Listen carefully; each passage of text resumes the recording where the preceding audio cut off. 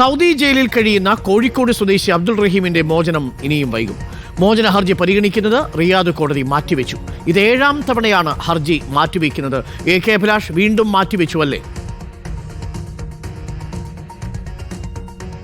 തീർച്ചയായും നിരാശപ്പെടുത്തുന്ന ഒരു തീരുമാനം തന്നെയാണ് ഇപ്പോൾ കോടതിയുടെ ഭാഗത്തുനിന്നുണ്ടായിരിക്കുന്നത്. കോടതി കേസ് ഇന്ന് പരിഗണിക്കുക പോലും ചെയ്യാതെ മാറ്റിവെച്ചു എന്നാണ് ഇപ്പോൾ നമുക്ക് അറിയാൻ കഴിയുന്നത്. അടുത്ത ദിവസം ഏത് ദിവസമാണ് എന്നുള്ള കാര്യത്തിൽ പോലും ഇപ്പോൾ വ്യക്തതയില്ല. അല്പസമയങ്ങൾക്കകം തന്നെ ആ കാര്യത്തിൽ നമുക്ക് അറിയാൻ തീയതി എന്നാണ് എന്ന് നമുക്കറിയാൻ കഴിയും.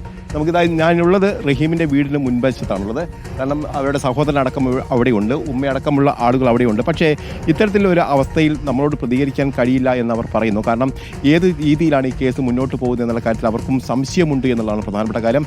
ഇത് കമ്മിറ്റിയുമായി ബന്ധപ്പെട്ട് ആലോചിച്ചതിന് ശേഷം മറ്റു പ്രതികരണങ്ങൾ നടത്താമെന്നുള്ള കാര്യം കൂടി പറയുന്നു. ഇതിപ്പോൾ 7ാമത്തെ തവണയാണ് ഈ കേസ് മാറ്റിവെക്കുന്നത്. കഴിഞ്ഞ ജൂലൈ 2-ന് ഈ പണമൊക്കെ നൽകിയതിന് ശേഷം വധശിക്ഷ റദ്ദാക്കിക്കൊണ്ട് കോടതി ഉത്തരവ് വന്നിരുന്നു.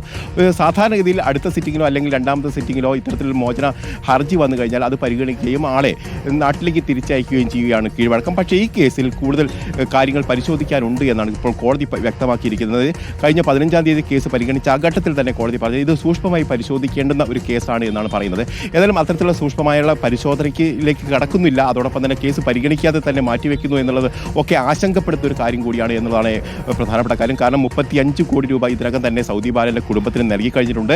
അതോടൊപ്പം തന്നെ 18 വർഷത്തിലധികമായി ഇദ്ദേഹം റഹീം സൗദി ജയിലിൽ കഴിയുകയും ചെയ്യുകയാണ്. സാധാരണഗതിയിൽ ഇത്തരത്തിൽ കേസ് വരുന്ന ഘട്ടത്തിൽ ഇത്തരത്തിൽ 18 വർഷമൊക്കെ ശിക്ഷ അനുഭവിക്കുന്ന ഘട്ടത്തിൽ ആ കാലഘട്ടം ശിക്ഷാ കാലയളവായി പരിഗണിച്ചുകൊണ്ട് തന്നെ അവരെ പുറത്തുവിടാൻ കഴിയുന്ന ഒരു സാഹചര്യമുണ്ട്. പക്ഷേ ഇപ്പോഴും ആ ഒരു നിലപാടിലേക്ക് കോടതി കടക്കുന്നില്ല എന്നുള്ളതാണ് ദുഃഖകരമായ ഒരു കാര്യം.